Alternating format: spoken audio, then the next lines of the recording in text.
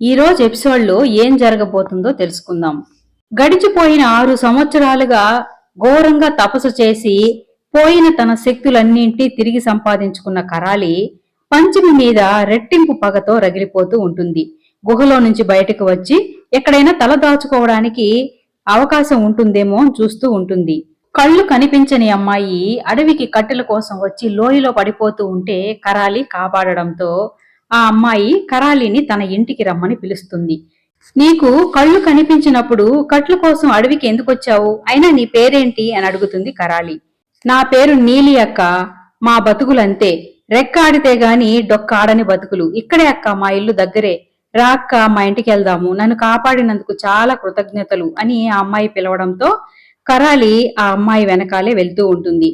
ఇక తను అనుకుంటుంది, నా రూపం చూసి ఎవరికైనా అనుమానం వస్తుంది, ఈ అమ్మాయికి కళ్ళు కనిపించదు కాబట్టి సరిపోయింది అనుకుని తన రూపాన్ని మార్చుకుంటుంది. తర్వాత కరాలి ఆ అమ్మాయితో వాళ్ళ ఇంటికి వెళుతుంది. నీలు వాళ్ళ ఇంటి దగ్గర వాళ్ళ అమ్మా నాన్న నీలు అడవికి వెళ్లి చాలా సేపు అయింది, ఇంకా రాలేదు, ఏమైందో ఏమో అని వాళ్ళ అమ్మ కంగారు పడుతూ ఉంటే వాళ్ళ నాన్న ధైర్యం చెప్తూ ఉంటాడు. నీలుకి అడవంతా బాగా తెలుసు కదా, ఎక్కడ వెళ్ళినా ఎక్కడ తిరిగినా వచ్చేస్తుందిలే అని చెప్తూ ఉంటాడు. అంతలో కరాలి నీలు ఇంటికి వస్తారు. నీలు అయితే జరిగిన విషయం అంతా చెప్తుంది. తనని లోయలో పడిపోకుండా కాపాడింది ఎక్కేనమ్మా అని చెప్పడంతో వాళ్ళ అమ్మ నాన్న తనకి కృతజ్ఞతలు చెప్పుకుని మా బిడ్డని కాపాడినందుకు కొద్ది రోజులు మా ఇంట్లో ఉండమ్మా అని అడుగుతారు. అవకాశం కోసం చూస్తున్న కరాలి కూడా ఒప్పుకున్నట్టు నటిస్తుంది. నేను ఉపాసకురాలని, ఎప్పుడు ధ్యానంలోనే ఉంటాను, మీకు ఇబ్బంది లేకపోతే ఇక్కడే ఉంటాను అని చెప్పడంతో వాళ్ళు కూడా కరాలి తమ ఇంటిలో ఉండడానికి ఒప్పుకుంటారు. నాగేశ్వరి విషయానికి వస్తే నాగ అంశతో జన్మించిన విశాలాక్షిని కనుక్కొని నాగలోకం తీసుకుపోవాలి అని పంచమి ఇంటికి వెళ్లిన నాగేశ్వరి ఉత్త చేతులతో నాగలోకానికి వెళుతుంది. ఏం నాగేశ్వరి, ఈసారి కూడా నీ ప్రయత్నం ఫలించలేదా అని నాగదేవత అడగడంతో ఆ పంచమి తన బిడ్డలను ఒక్క క్షణం కూడా వదిలిపెట్టడం లేదు. నాకు అసలు ఆ పిల్లల్లో నాగాంశతో జన్మించిన బిడ్డ ఎవరో కూడా కనుక్కోలేకపోతున్నాను అని నాగేశ్వరి చెప్పడంతో తప్పదు, ఎంత కష్టమైన మహారాణి విశాలాక్షిని నాగలోకం తీసుకురావాలి. నాగలోకానికి మహారాణి లేకుండా ఎక్కువ రోజులు ఉండడం కూడా మంచిది కాదు. ఏదైనా శక్తిని ప్రయోగించైనా సరే మన మహారాణిని నాగలోకానికి తీసుకురావాలి.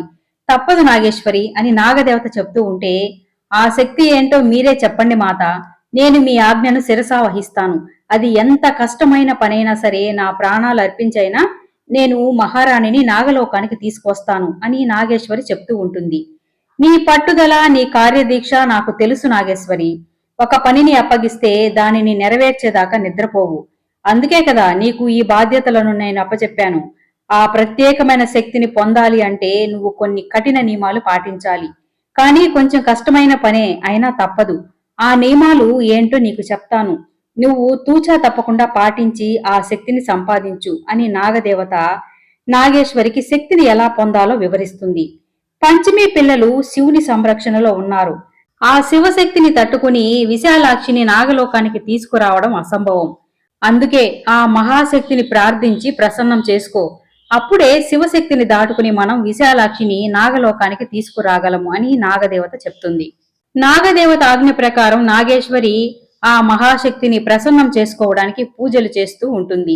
మోక్ష వాళ్ళ ఇంట్లో మోక్ష తన భార్య పిల్లలతో సంతోషంగా ఆనందంగా ఆడుతూ పాడుతూ ఉంటే అది చూసిన జ్వాల ఓర్చుకోలేక వీళ్ల సంతోషాన్ని ఎక్కువ రోజులు ఉండనీయకూడదు, ఈ ఇంట్లో నుంచి ఎంత వీలైతే అంత తొందరగా తరిమేయాలి, నా కొడుకే ఈ ఇంటికి ఆస్తికి వారసుడుగా ఉండాలి అని తను మనసులో అనుకుంటుంది.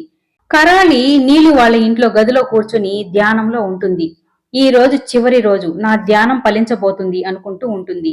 నీలు వాళ్ళమ్మ పూలు తెచ్చిచ్చి, ఈ రోజు చివరి రోజు అన్నావు కదా, ఇదిగో ఈ పూలు తీసుకోమ్మా, చాలా రోజుల నుంచి ధ్యానంలోనే ఉన్నావు కదా అని పూలు అందిస్తుంది.